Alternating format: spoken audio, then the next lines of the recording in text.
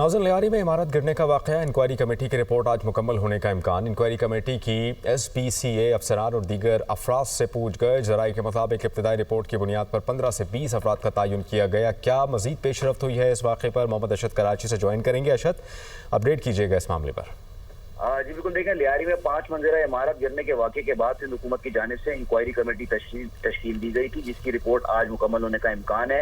Inquiry committee ने SDCA अफसरान और दीगर अफराद से पूछगछ की है। ज़राए के मुताबिक इब्तदाई रिपोर्ट की बुनियाद पर 15 से 20 अफराद का तयन किया गया है। मुकदमे में संगीन जुर्म की दफात शामिल की जाएंगी। कानूनी माहिरीन की आरा पर मुकदमे का मतन तैयार किया जा रहा है, जबकि गफलत के जिम्मेदार अफसरान के खिलाफ मुकदमा दर्ज होगा। दूसरी जानिब जिले इंतजामिया ने इंक्वायरी करके कमेटी को रिपोर्ट जो है वो दे दी है। ज़राए के मुताबिक मुबैना तौर पर कई प्लॉट्स नंबर और SDCA के इंतबाही खतूत में तजाद है। कमिश्नर कराची की सरबराही में कायम इंक्वायरी कमेटी जिम्मेदारों का तयन करके सिफारिशात देगी, जबकि लियारी में इमारत गिरने के वाक़े में 27 अफराद जाँ बहक हुए थे। जी, बहुत शुक्रिया अशद।